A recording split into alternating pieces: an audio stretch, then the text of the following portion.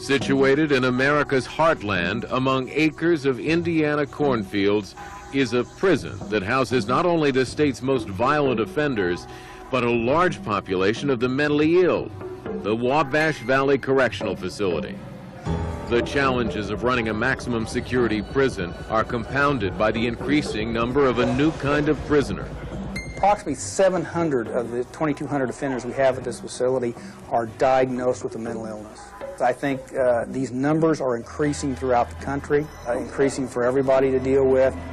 Superintendent Craig Hanks has been working at the prison since it opened in 1992. This is a multi-security level facility. It's a large facility. We're on over 500 acres of property. The perimeter is approximately 1.5 miles around of the facility. We have maximum security, medium security, and minimum security offenders. What probably sets us apart is the different segregation units.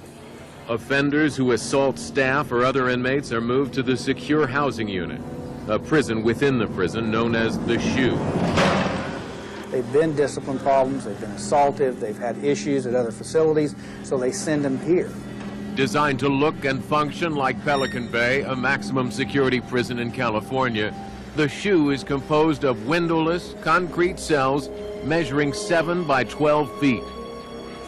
Of the 288 inmates housed here, 179 have been diagnosed by psychiatric staff as mentally ill. I heard the horror stories of this place back when it first opened up. Sergeant Dan Haskins is a veteran of the Secure Housing Unit. It's out of sight, out of mind. The outside world, out of sight, out of mind. They probably don't want to know what goes on in here. The population of the SHU lives on 23-hour lockdown, leaving their cells only for showers and solitary recreation.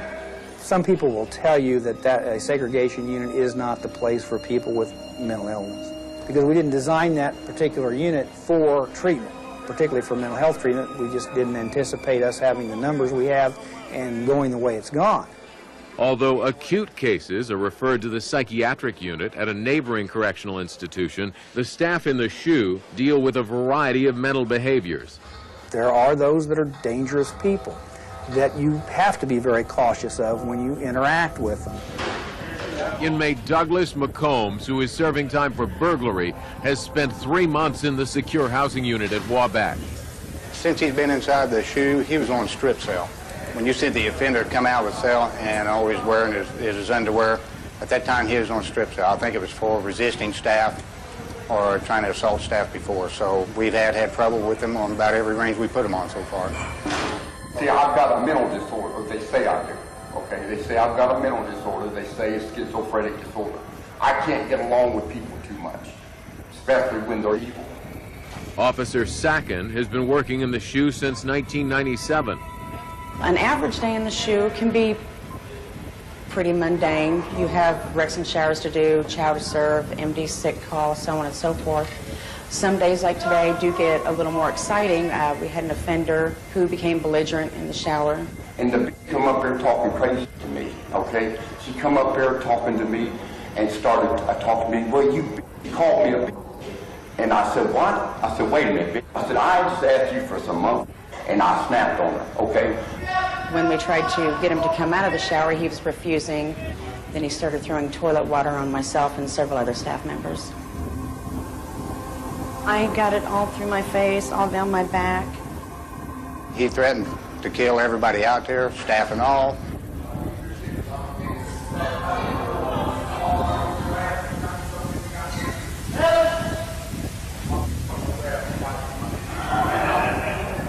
We put him on the wall first. What we say, put him on the wall, have him face the wall. We want him facing the wall. We don't want him turning his head, getting mouthy and this and that. This one you're going to get spit on. We want his nose at the wall. I don't want to talk to him. He can talk to the wall. Face the wall. Turn around. Face the wall. Then you got a bitch that wants to sit up there and talk to a motherfucker. Turn around and face the wall. Face the wall. Face the wall. Face the wall. Face the wall. You just busted me, motherfucker. Because I'm tired of you. Stand still. Tony, you're constantly dealing with an evil force that's trying to destroy you. What do you do? Each one of them's dangerous. I don't care how big, how small they are. They can spit, throw feces, urine, spit blood. whole 9 yards. You can't be scared working in here. You can't let something like that determine how you're going to do your job. You get up in the morning, you're going to come in here thinking everything's going to be okay. It's not always so. It's a good day and bad days. I need to go on 11. 11 range? 11 range. Thank you. There are 5 psychologists assigned to the SHU. Dr. Mary Ruth Sims routinely checks on the SHU inmates. I've been here for 7.5 years. What I do is different every single day. Some days I do groups, some days I do individuals, some days it's crisis all day. Hey, did you want me to pick up a letter? Was that meant for me? Yeah. How you doing? So I see people when they need to be seen, when they ask to be seen, when somebody else thinks they need to be seen. I will see what's wrong, see what can be done in the institution to help them cope. The only way I can get out of those moods, I mean, I don't care, you can give me drugs, alcohol, the only way I can get out of those moods is through self-injury. Okay. Group therapy in the SHU is conducted with each inmate locked in a separate holding cell. Dr. Sims moderates this small group of self-mutilators. Once I see my blood, I'm in another world, I'm somebody totally different from myself. I mean, that's the only time I actually, can actually feel real, feel alive, feel like everything's going to be okay. For me, it's being in control. My whole life, I felt like I wasn't in control. But then at times when I do cut myself, I'm in control of the situation. There are a group of people that self-injure when they come to prison as a way to control their level of pain. That when they're in so much pain that they don't know what to do, that they're starting to feel like suicide, that self-injury cuts their level of pain down. So it's pain control. Self-injury really isn't bettering yourself in some people's eyes, but there's just... It's the survival tool that you've developed. Some people self-injure as a manipulation. They're not getting what they want, and they self-injure, and then everybody's attention is focused on them, and people are more willing to do what they want because they've self-injured. It's like a baby crying wanting its bottle. You give the baby its bottle because it's crying or change its diaper. Me, you give me something sharp to hurt myself with, and then I'm fine. We've had people break TVs and cut their throats with them. So we don't want to give people stuff that they're going to use to hurt themselves badly. 1. To ensure the inmates are not making weapons to harm themselves or others, the staff conducts routine cell searches, also known as shakedowns. Shakedowns are for many things. We're looking for contraband, we're looking for prohibited property, we're looking for weapons. Everything can be utilized in this facility as a weapon if that's their mindset. No contraband was found in this inmate cell, but as quickly as one cell is cleared, contraband is passed between inmates using whatever tools they can find. They use what they call kites, which are messages tied to string and cast out like fishing lures. 24 hours set in this cell without communication, without contact from any other humans besides officers. A tree. When the last time I saw a tree? Oh, man, years. It's been years. Years. It's been years since I saw a tree. I don't live under any great idea that we're going to cure everybody, because that isn't true. Sometimes the only goal we can have is to control the person's behavior as much as we can so they don't hurt themselves and don't hurt other people. Next on Lockup, integrating the mentally ill into general prison population.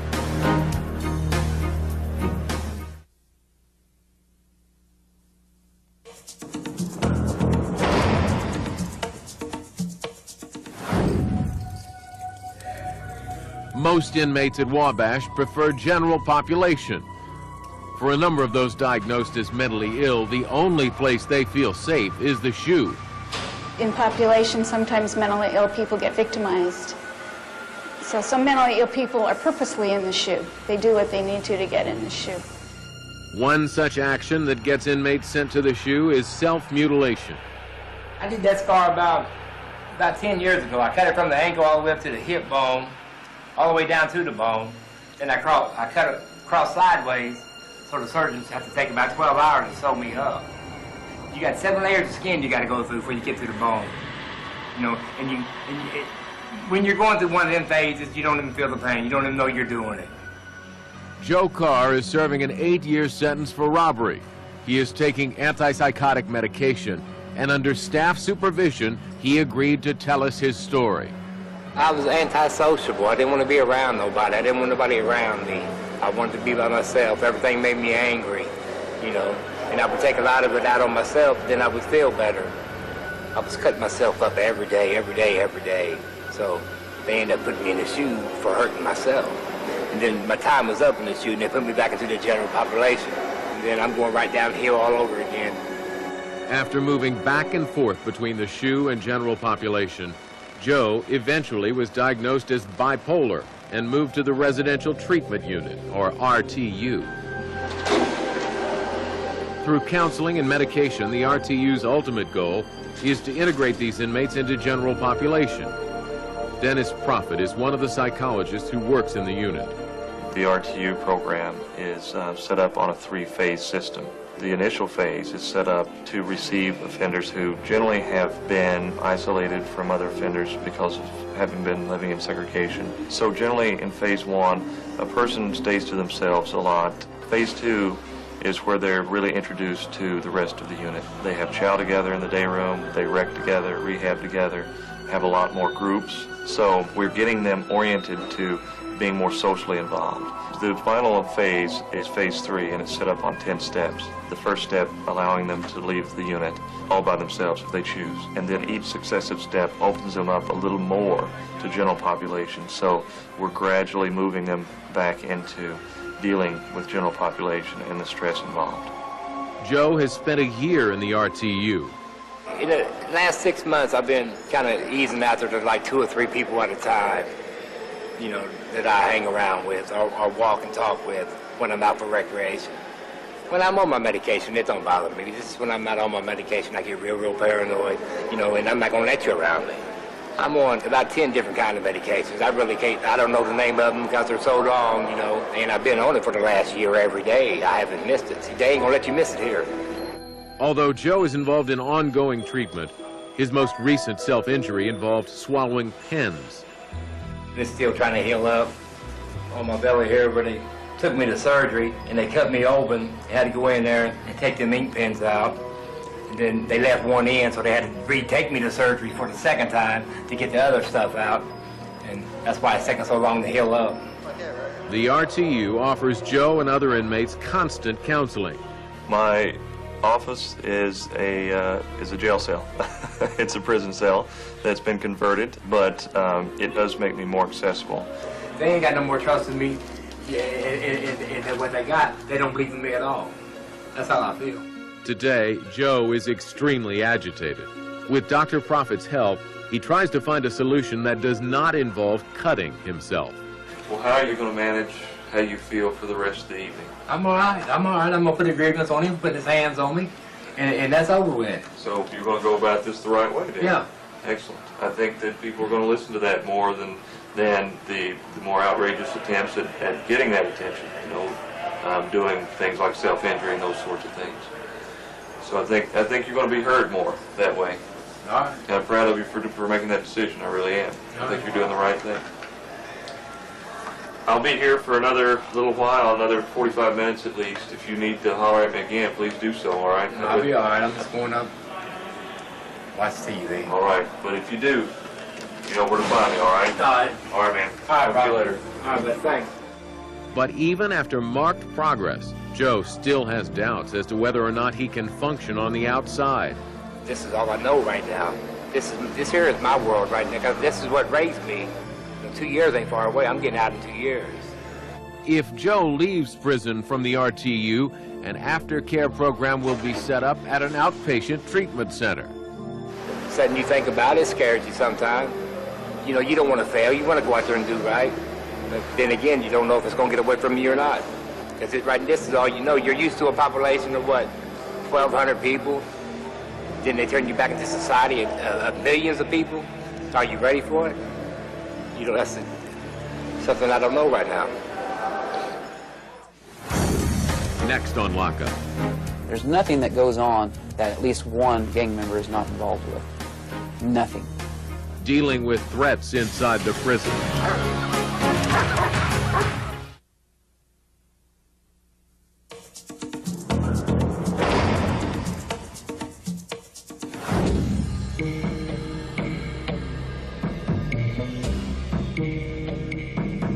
In a maximum security facility like Wabash, the safety of the officers as well as the inmates is a top priority.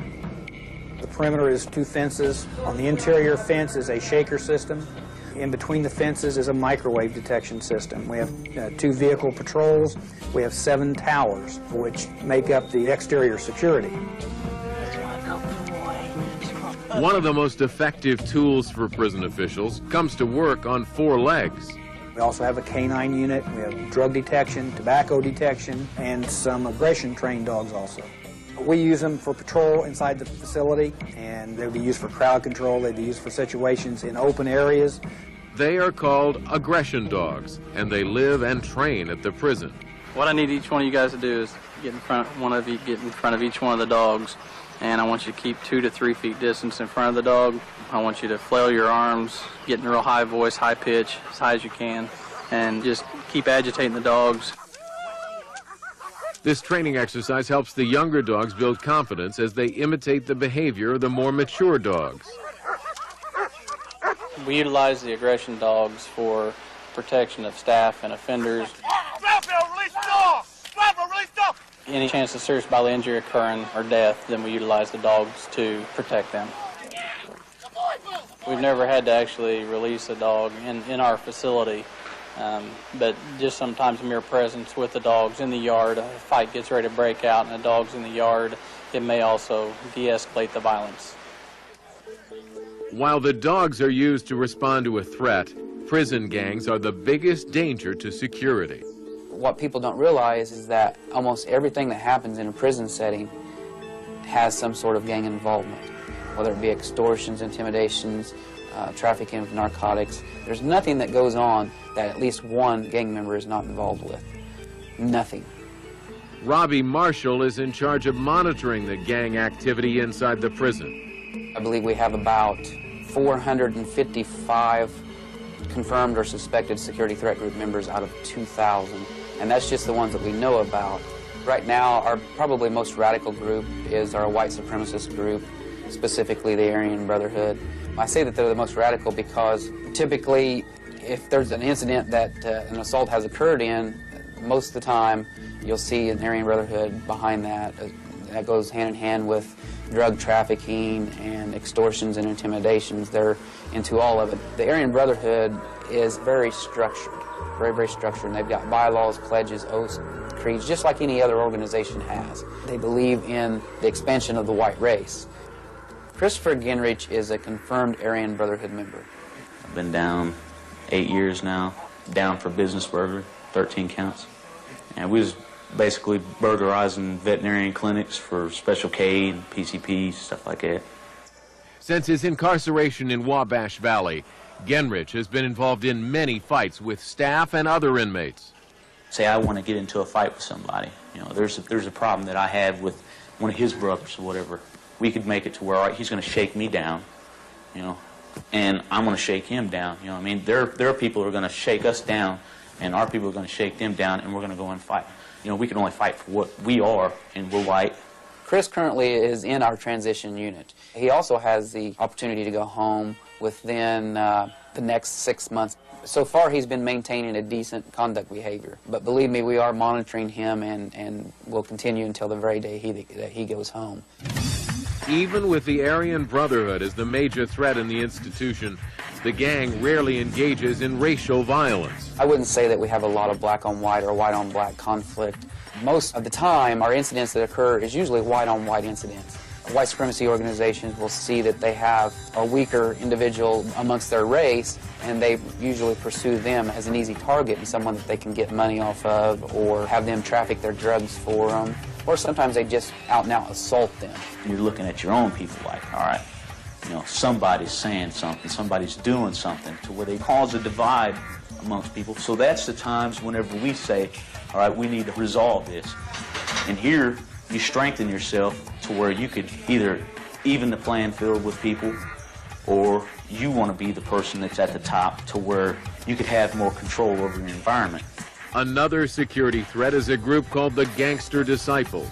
Back in 1999, 2000, 2001, that was the most radical and dominant group that we had here was the Gangster Disciples, and that they were pretty much in control of the whole facility. 36-year-old inmate Bobby Lomax is a confirmed member of the gang. I first came to the prison system, I had no more than a year. First time going to prison on the dope case, I'm like, man, why they send me to a level 4 high security prison? I could have went to a level 1 on an honor camp. So I got there, met up with some of my friends, you know, big fight, gang fights happened. We stayed on lockdown for a long time. I was in one of those state of minds. I didn't care. I ain't had too much time. What could they do to me? But it wasn't like that, because you get caught with a weapon now, they can charge you with an outside case for having a weapon now. You mess around and stab somebody, that's another extra 15 years on your record. I haven't had any problems with Mr. Lomax for some time. He's not been radical recently. I think that in his past he has probably been a little bit more vocal and disorderly. And I moved away from all that, because I did that and done that, been in lockup behind that, been locked up for stabbing cases before, so I leave that all alone. We spend a lot of time, a lot of effort, a lot of resources on making sure that we stay on top of all of our gang activity. There's always a new group being formed or in the process of being formed. There's always people coming together and wanting to have their control of their environment, and it's something you have to stay on top of and make it part of that balance.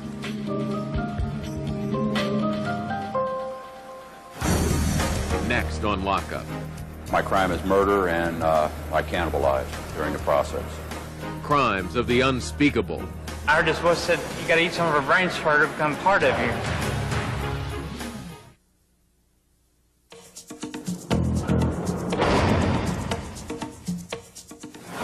While many prisoners at Wabash have committed horrendous acts, both to others and to themselves, you're about to meet two men whose shocking crimes are simply beyond our description.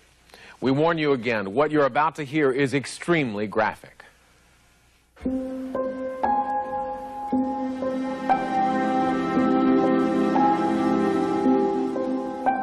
I believe that people coming into our system, I think, are bringing their illnesses with them.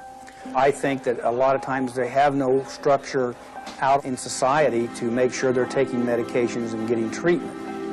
Within the residential treatment unit of Wabash Valley are some of the most violent and disturbed inmates at the facility. Once again, with the permission from the prison and mental health staff, as well as the inmates, our cameras return to the RTU, where the prisoners tell us their chilling stories. My name's Howard Franklin Street Jr. I'm 38 years old. I've been down since 1993 for shooting my mom. I started having delusions that people were out to hurt me. And I came home and I loaded up my dad's 30-30 because I thought them people was coming after me, you know? And my mom was running up on her, she goes, Frankie, what are you doing, what are you doing? And my mom was charging up, reaching out for the gun. I shot her right in the head with a 30-30. Inmate Frank Street was 26 years old when he killed his mother. But it's what he did after that that's most disturbing. I've become delusional, I say insane. And I heard this voice said, you gotta eat some of her brains for her to become part of you. I wasn't a sane person who did that back then. You don't eat brains from someone's body if you're sane. Back then I was insane, and I went to prison, and I don't think I should have gone to prison. Sometimes my feeling is that many courts are having to deal with these people and don't know what to do with them and kind of throw up their hands and say, hey, you know, I have nothing else I can do but send this person to prison, and we end up with them.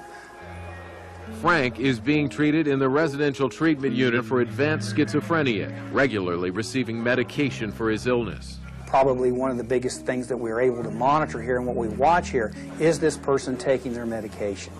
Many times, as long as they're taking their medications and keeping their contacts with the mental health professionals, they can function and they do very well.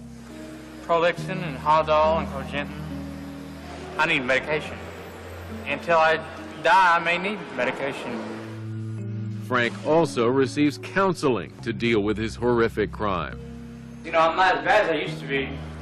You know, I have a problem remembering things or keeping track of mine, but, you know, I'm not acting real crazy or nothing. You know, I'm not really crazy acting anymore, you know. So I just we all do the best we can. I've gone through umpteen gazillion psychiatrists now, and I can talk about it now. Years ago, I couldn't.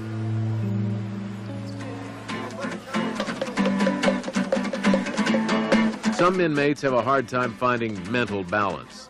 Timothy Anderson has been in and out of most institutions in the state. In the RTU, he has found some semblance of stability. Where you going, boys? Everybody's mentally ill here, and they're all on medication. That helps me to sort of fit in. They think I'm silly, but they're silly too. You know, everybody's silly here, so you can sort of just get away with about anything.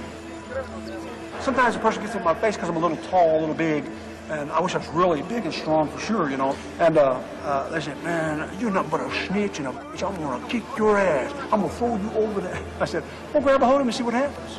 I said, I'll just strangle your little pooty ass. I said, I'll just strangle you. That's all. That's what I'm in here for. That's all. Anderson is being treated for schizophrenia and bipolar disorder.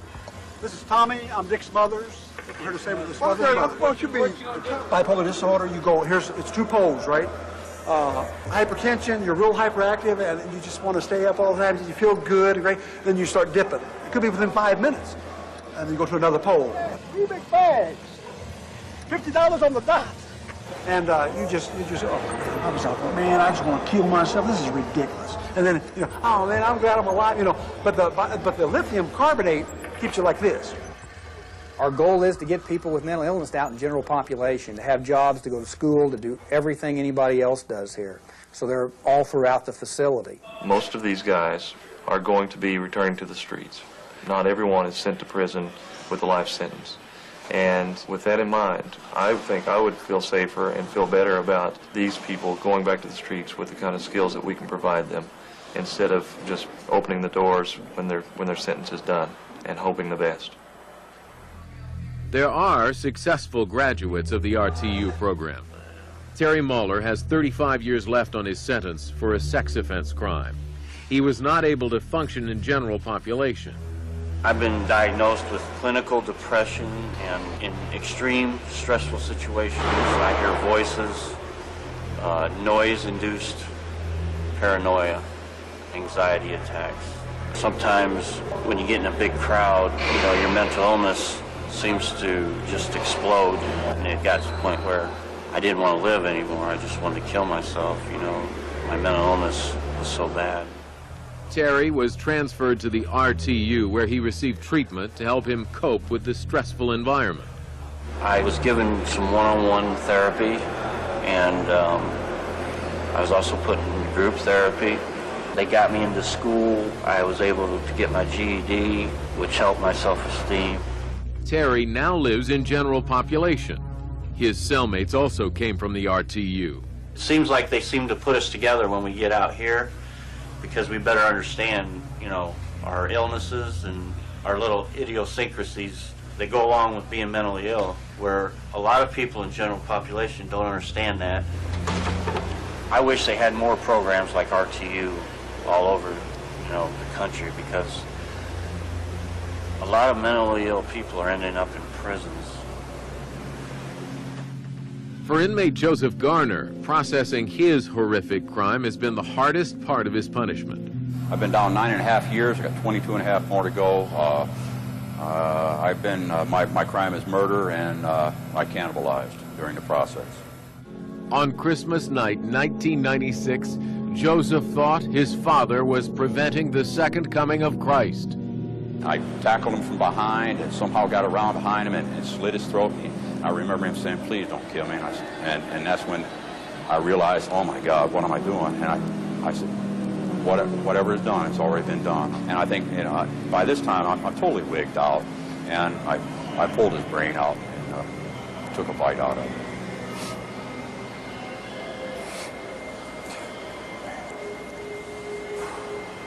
Joseph Garner's treatment in the RTU helped him assimilate into the level 4 general population. But still, he struggles with his crime. Oh, it's heinous. If I had I believe in an eye for an eye and a tooth for a tooth. If I had my way, I believe they should take my life. Even though there were extenuating circumstances that were both mitigating and aggravating, still, having crossed that line, it would therefore be that much easier to go back across. That's always the case. There's less inhibition to take another life now, especially even my own. I've threatened that several times. In the stressful and often predatory environment of this maximum security prison, the RTU is helping mentally ill inmates live a relatively balanced life and hang on to a thread of hope for the future. Got me some socks, some hygiene, some food. I'm glad that the people here do their job to the extent that they help you out. They help you out.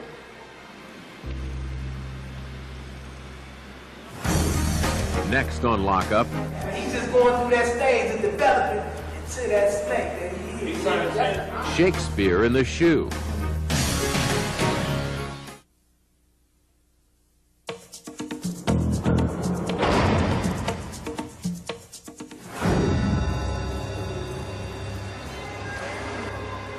Serving time in the Shoe at Wabash means being locked in a 7 by 12-foot cell 23 hours a day.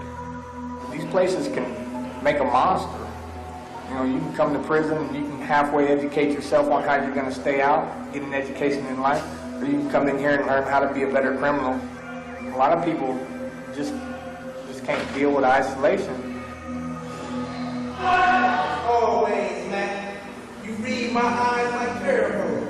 In an attempt to help inmates come to terms with their crimes, one unique program uses literature.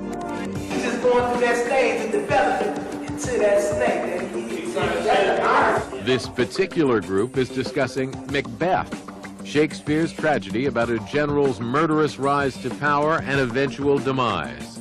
I'm from the hood, you know, and, you know, since I came in contact with Shakespeare, I see a lot of those parallels that correlate with urban life, you know, to urban life of, you know, the 21st century in comparison to the 1600s, the time that Shakespeare wrote the play. Macbeth. It mirrors my life of tragedy, but it also brings about understanding, because when you look into something and you see yourself, you understand yourself, you understand the world. What is the relationship between Macbeth and Banquo? Shakespeare doesn't fill in that gap. Are they friends? Does he feel some loyalty? Does he feel some ambivalence? On the one hand, you know, this is the prince and the father of the prince he has to get rid of. Professor Laura Bates from Indiana State University has been volunteering in prisons for more than 20 years. She founded a unique program called Shakespeare in the Shoe. We chose Macbeth as our main text for a lot of important reasons. The idea of looking at the choices that this character makes, someone who is, in Aristotle's terms, a tragic hero. He's a noble man, an honorable man, a good man who made bad choices. I'm in prison for murder. Got 60 years for the murder that I've been here on now. When I say it was risky for Macbeth to recruit these gutter tramps, right? The two murderers, right? They ain't trained enough, and they're going against Banquo, this valiant general, right? What I'm saying is, that's risky, right? Everything that he's doing from beginning to end of this play is risky. Once he decided to take that turn to go bad, he got so much to lose, you know what I'm saying? So he's risking everything from that point on. So yeah, he's taking risks. You know, for every action, there's a reaction.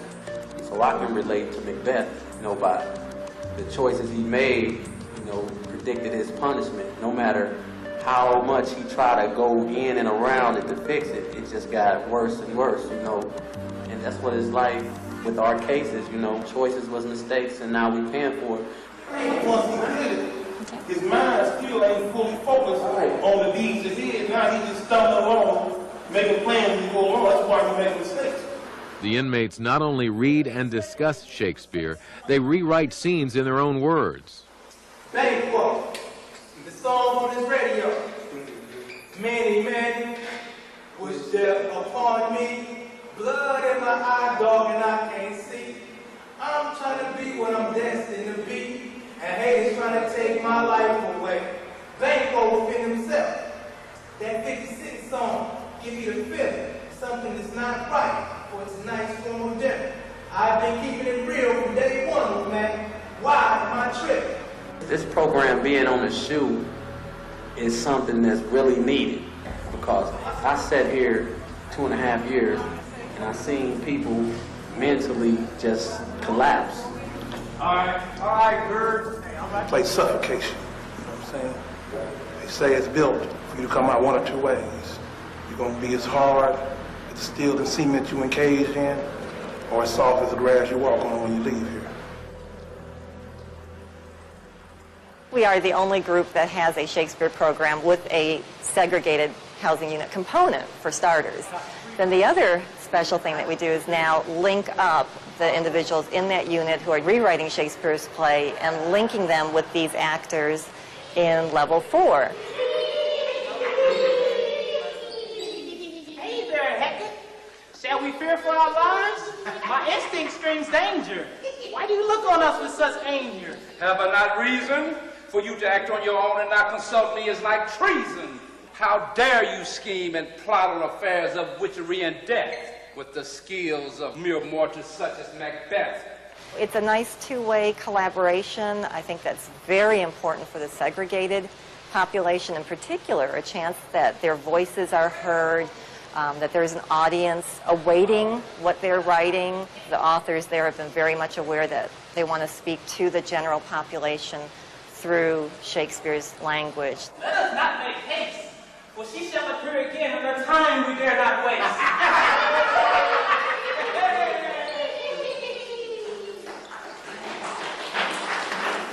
This is the first time Iris White, one of the writers of this play, has seen his work performed. When he was speaking, I knew everything. I knew the words as he was saying it, right? It's crazy to hear it. Like, that's when I told you back there, to see the words come to life, make you want to continue to do it. It's like art imitates life, no doubt. Up next, I was the lower life of society. dealing with the dealers in the methamphetamine unit.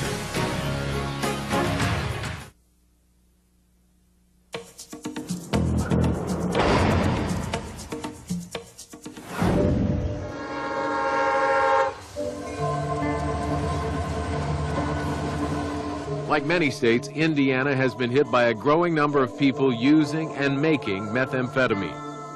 Methamphetamine affects everyone, regardless of social status, regardless of crime. That seems to be a common bond between many of the people we have in our system. I got 10 years for attempted manufacture of methamphetamines, 2 armed robbery charges, 2 forgery charges, grand theft auto charge. That's not really an excuse for going out and robbing somebody, but when you're high on that meth, it's hard to explain how you feel, and I don't know, it's hard to explain, but it's easy for me to do crazy stuff when I'm high. Wabash Valley Correctional Facility has unveiled a new weapon against meth dealers and addicts in its system, a drug rehabilitation unit called Cliff. The program had only been open for a few months when our cameras came to visit, but was already operating at full capacity. Clean Life is freedom forever, is what the acronym really stands for. They have to really work to be involved in it. They have homework. They're on the go from about 5 o'clock in the morning till about 10:30, 11 o'clock at night with activities, groups, education. And what I like about it is the individual that's here has to be here of their own accord. It's voluntary. They have to want to change and want to do something because it does require them to make a lot of effort. I stole from my mother, which is my best friend. She's the one that's been there for me more than anybody in the world. I love my mom a lot. And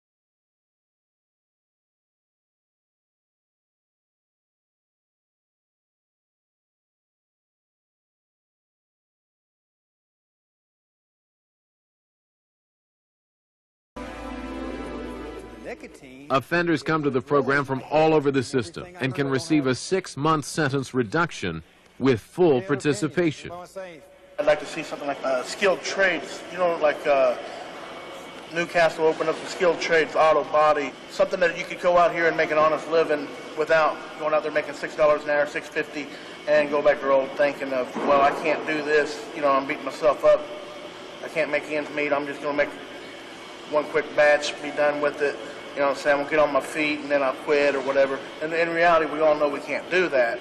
I'm most worried about being a convicted felon, going out there and having to rely on a temporary service, making $6, $7 an hour, and paying for house arrest, trying to establish my own residence.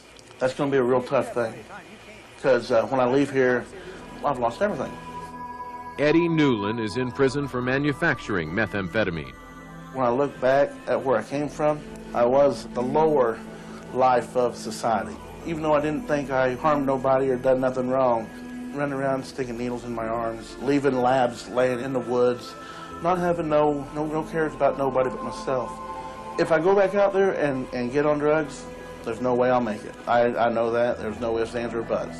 But if I use this program to my advantage and I get some good foundation and even meet some decent people, sooner or later something will catch a hold of it. I believe that anyhow. We can give them the tools here to deal with their addiction, but when they get out, they're still going to have a strong support system when they get out, or they'll relapse. They do need to have a family support system or some kind of support system to help hold them accountable when they do get out. With 10 months left on his sentence, Josie Turner will miss one of the biggest milestones in his life and have a really good reason to stay clean. My wife's due in 2 weeks. I mean, any time, it could be any day, they should be giving me a phone call or, you know, let me know whether it's born. So, pretty excited about that, you know. That's a big reason I want to stay clean, too, you know. I got somebody else to take care of now. It's not just me anymore. Can't be selfish. It's my first offense. You know, I'm 21 years old. I ain't never been in trouble before in my life. You know, I'm here. But at least I'm in a program that can help me.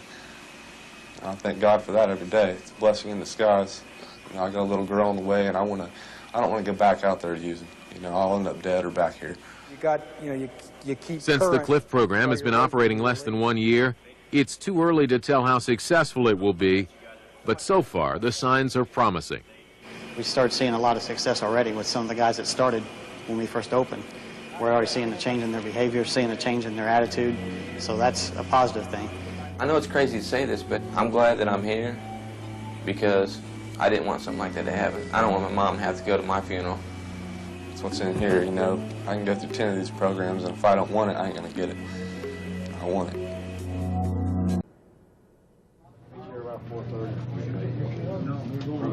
No, it's not there. Officer P.J. Walker, you're now relieved. Officer Lushy showed up. He forgot about his in-service day. It was mainly relief officers that they didn't follow up to make sure that their porters took the trash up to the gate. Remember, these people are not here because they're responsible. We have to go behind and make sure they get the job done. Everybody good shit. Hey, Pat. Yes, ma'am.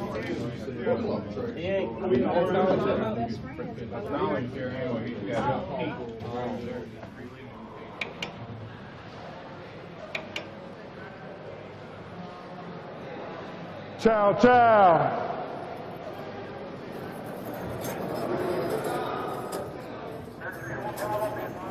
Carol.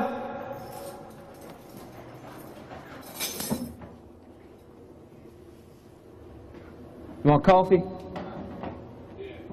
Come in. Come in.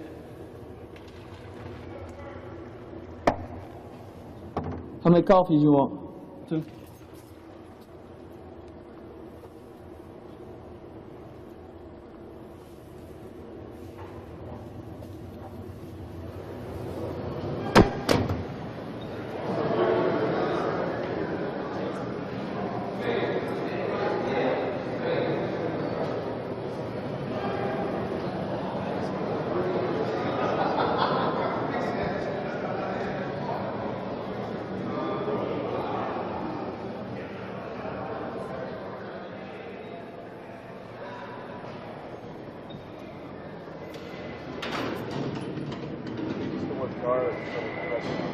guard is so negative. That is just so negative. To me, a guard is descriptive of someone that is not well trained or well educated, to just an overseer, kind of like in Shawshank Redemption. Open that cell. Me neither. You people run this place like a fucking prison. You get together, you pick out somebody, you beat the hell out of them. There's no education requirements. You just come in and you're guarding.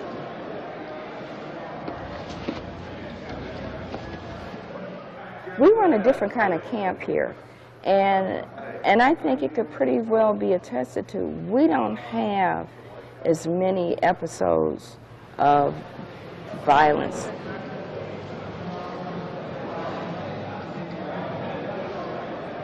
Our job is pretty monotonous. That's the reason why they always want to put the exciting things, the violence and all this other stuff involved in their prison genre movies or TV shows or whatever. We're just here basically to make sure the routine goes uninterrupted.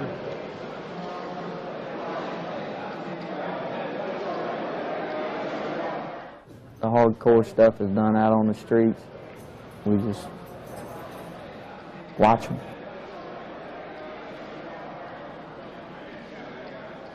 When you're first starting, people, you know, some of the people training you say you're the best paid babysitter in the world, and you really are, because lots of them just act like big, dumb, you know, aggressive kids. Pull your pants up at least, okay? There you go. I don't want somebody to see me. No, I just want them to see a four-man cell. So you can take your movie star stuff out the way. Come on out. There you go. You can make your bed. I can step back.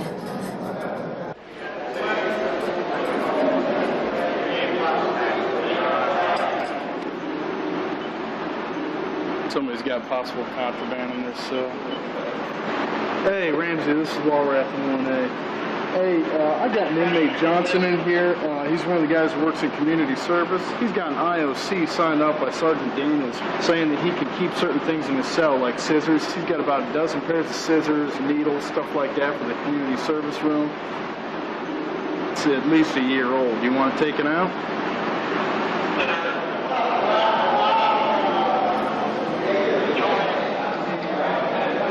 Right there.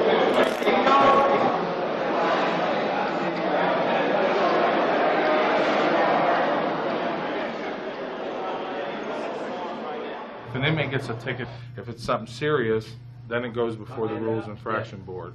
Generally what happens is the inmate comes in, he's read the charges, he's given the opportunity to present his defense. Once the inmate goes in and testifies and presents his side, then the panel deliberates and they determine whether or not he's guilty, and then they can net out a penalty. Ken Park, we, the members of the Rules Infraction Board, voted in penalty for the following charges. For the charge of Class 2, Rule 1, disband a direct order, we find you guilty. For the charge of Class 2, Rule 9, dealing for which any payment of any kind is made, due, or expected, we find you guilty. Penalty imposed 15 days disciplinary control in March 14, 2001, out March 28, 2001. Recommend a LC placement. However, we're putting it on the shelf for 90 days. You understand the penalty imposed? Yes, sir. Wish to appeal? No, sir. Step forward and sign documentation. On there, it's underneath my name. You want to be consistent on the penalties that you impose and the discipline that you impose. I think we try and do that here. I think we're pretty consistent. That's the big thing. Once an inmate goes before the RIB, if he's found guilty, he can be assessed what's called disciplinary control time, which is time back here segregated away from general population.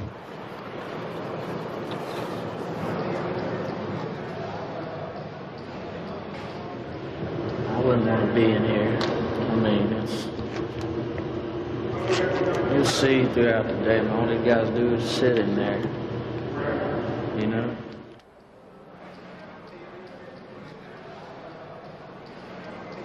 Oh yeah, you can smell it right here.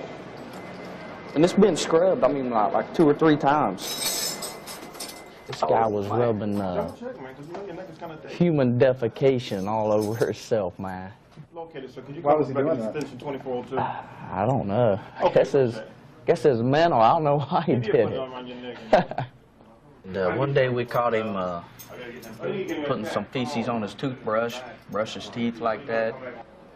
He took and drew a window on his wall and feces. It's crazy.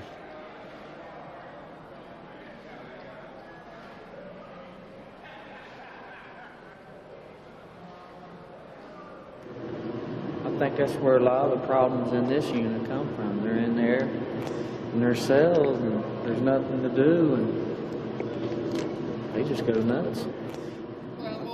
Look, I've been trying to get this here. What is it? I've been on hunger strike. I ain't ate since Friday noon Well, what is that for? because that population quarter Drew keep messing with my food, call me PC bitches, all this, making threats and all that. Man, I've been trying to lay back. You know, I've been cool, man. I've been Well, are you still on that? You still on that? Yeah. This stuff go cold. This is the amount of rust you got in the water down here. That's rust.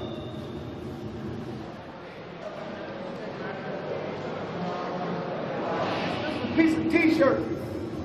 I stuck this in the hole, right, so you don't hear all the noise. It's just constantly draining.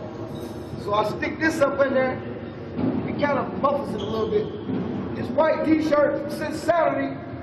Maintenance due, they repairs on Tuesday. Officer called 2 times yesterday for repairs. I work maintenance, but that don't hold no note. You take care? No. We come to the hole, all we got is t-shirts, drawers, and socks.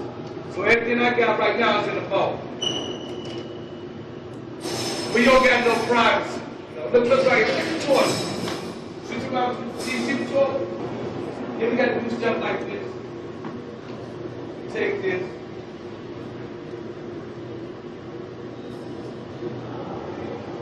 Something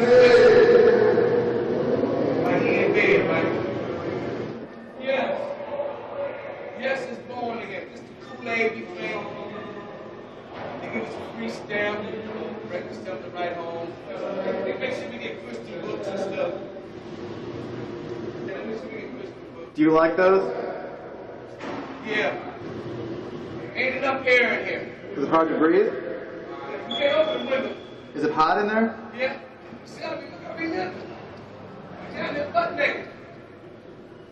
See the food? See what we get? See what the fuck we be eating? That's all we got.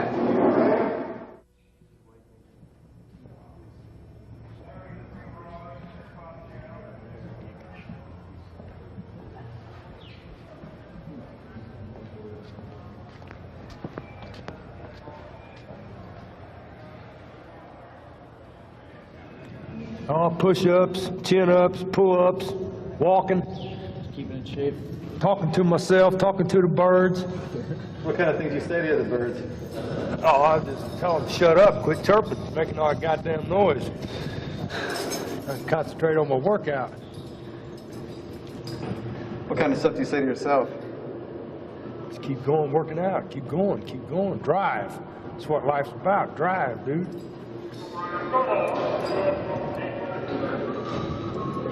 Not much else you can say to yourself. Get out of the hole and try to stay out.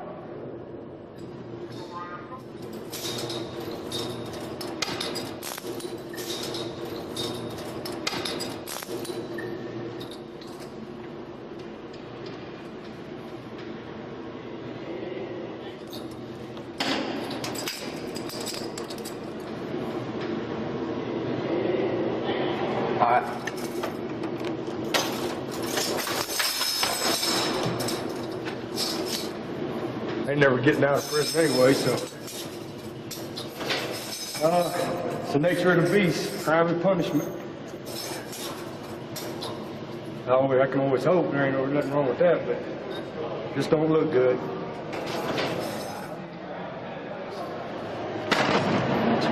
Feel how strong you are. Let me get that belt, man.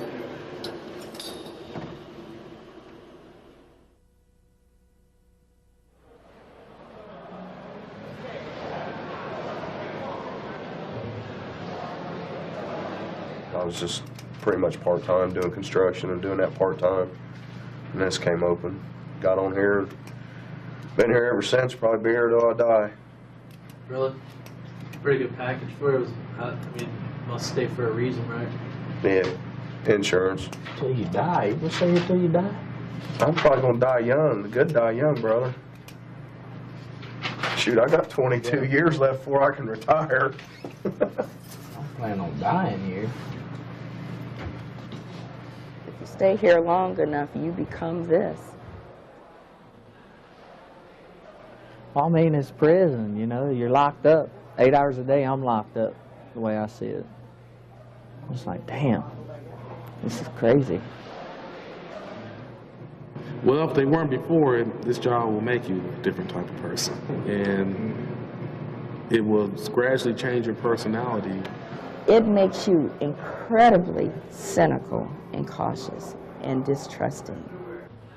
You're going to forever be bringing your logical and your rational and your normal way of thinking in here, trying to incorporate it in an illogical, irrational, and dysfunctional environment. It's a balancing act. We have a saying, leave your work problems here and pick up your home life problems at the door and vice versa. If you mix both of them, it's just a bad mix. Did y'all hear about Moni? Moni got walked out for bringing drugs to the institution. I've got an investigation for over 3 years. Inmates a lot of times just keep us in check, you know, and inmates gonna turn you over eventually. You mess with that stuff, you do that stuff, you gone. That's the bottom line.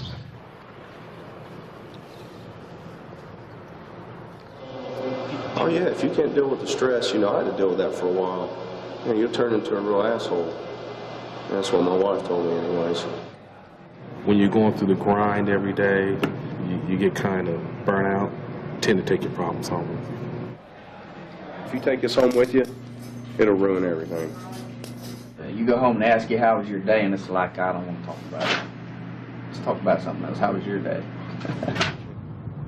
He doesn't talk about it a whole lot per se, but you can tell in his actions. Yeah. So, for the most part, he keeps it together. Every now and then, you know, he'll blow up, you know, just over something small just because of what he experienced. But when he gets mad and talks, you know, you have to differentiate, you know, it's the family and not the prisoners. You know, turn that shit off, you out of there now, you know, turn it off.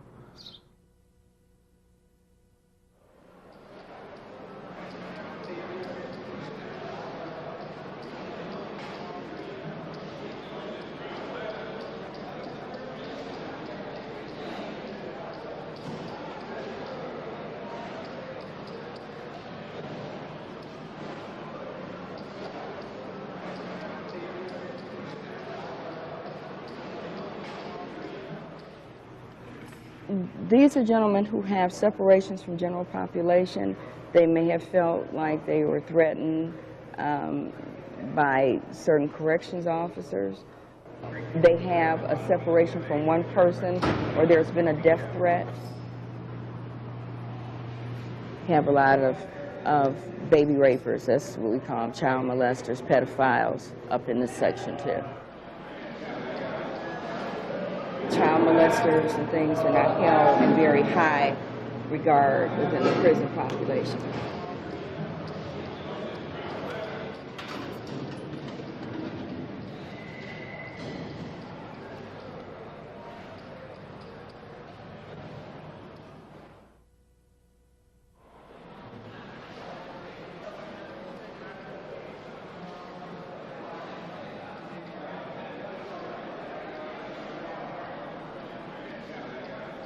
Some people here we have extreme cases of mental problems, you know, in some instances actually, you know, mental retardation.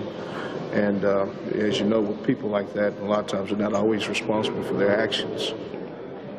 I guess he would be kind of functionally retarded. Maybe the guy that's sucking his thumb, he committed a felony, but he's actually very childlike. They take different types of psychotropics. It depends on what they've been diagnosed as having. It has different reactions. Some of them it makes them sleep like continuous, and others it makes them rock.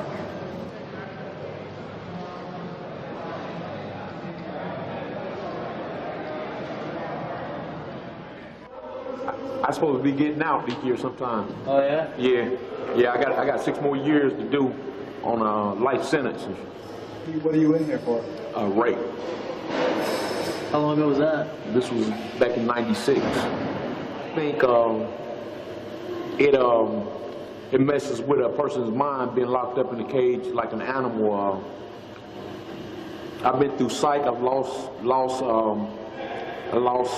I guess you say my mind and shit when I first got my sentence.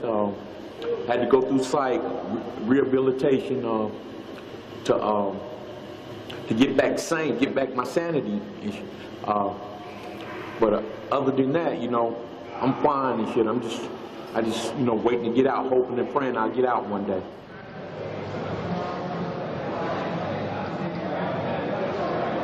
They're all basically insane.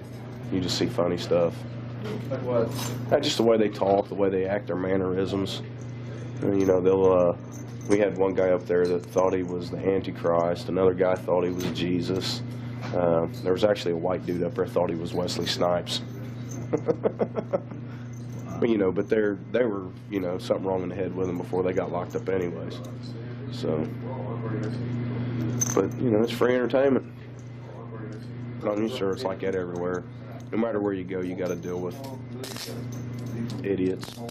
And just we have 1,500 of them.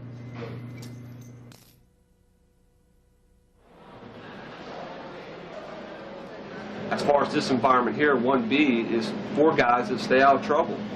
This block is very laid back, it's relaxed, and it kind of runs itself.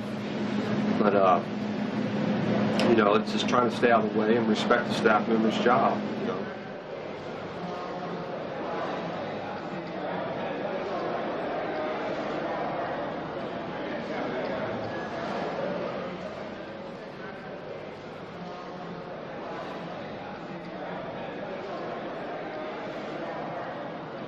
And there's nothing different about this pod. It's just that the only difference in privileges is that you can take a shower anytime you want.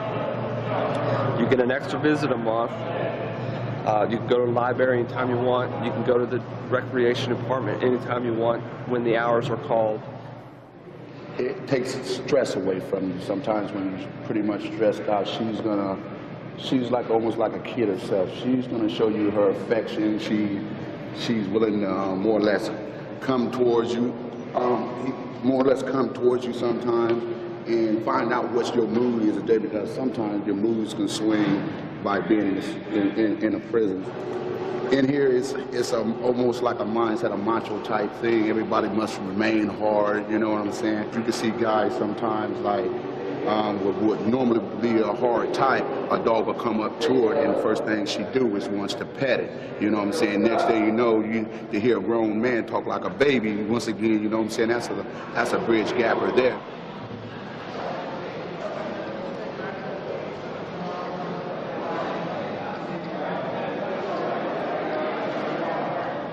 How long did it take you to build that? Working time, almost a year. And it's all made out of popsicle sticks and Elmer's glue. Got to use toenail clippers for all your tools, and that's it. Try to get it done by this Christmas, get it out to my granddaughter. That's the worst part about being locked up is being away from your family. You can get along with your cellie and everything else, but that's not family, you know? It's nothing like, you know, being able to hoop and holler at the young'uns and stuff like that, you know? Or anything. How long are you in here for? I got 85 to 250. Hopefully I'm going back to court to get it dropped down to 15 to 60, and that'll be like a reprieve. This area is used also as a classroom, part-time classroom for GED classes. This is a computer lab that we have. They've got about 20 computers that the college students have access to. Right now they just have a business degree. Actually, it's not even a degree, it's a 2-year business certificate program. A lot of cutbacks. 96, 97 was the year that happened, and we fell from 250 students to 40. You know, money talks. It's budget budget cuts are everywhere. That's one of the things that has been a negative impact. 98% of these guys are going to get out back on the street someday. And close to 70% don't have a high school diploma or GED when they come in here. Would you rather have them sitting in here playing cards or playing chess and spot all day long, or would you rather have them have some kind of degree or skill that they can get back out and take back out? People have to realize it's all well and good to say you want to lock up somebody for the rest of their life. The problem is, if you lock that person up, then you have to deal with that person. You have to feed him, you have to house him, you have to take care of all his medical benefits. There's a lot more involved to it than just turning that key and forgetting about that person.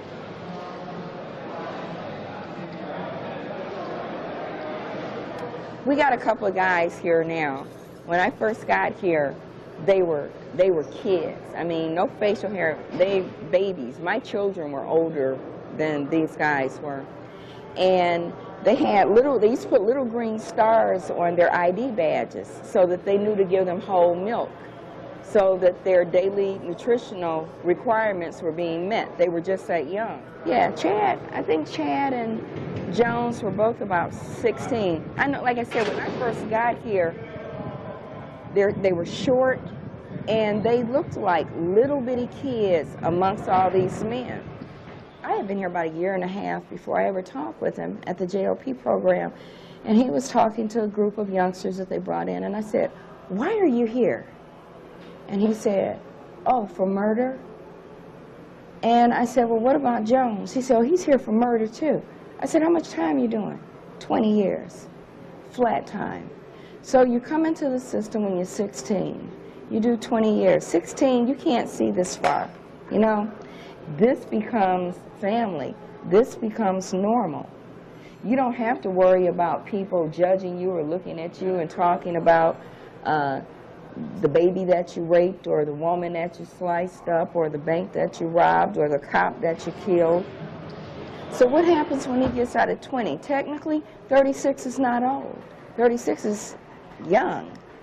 But at 36, he will have never had a driver's license, a checking account, a bill, a responsibility, a baby. Probably never even had a sexual relationship with anyone. And he's supposed to get out now and become productive in society? I venture to say not. I venture to say that he'll probably end up right back in the system. It's like a paradox, you know? Because the place doesn't make any sense. Because it's not rehabilitation, it's not correction, and it's really not punishment either. We can't make them rehabilitate. You know, I mean, we can't step on their necks and make them rehabilitate, and they have to really want to do that. And if this is all that they've ever known, they're not going to change. I'd say at least 95% of the people that get out and come back. 95% of the people that I've seen on the streets, they back in.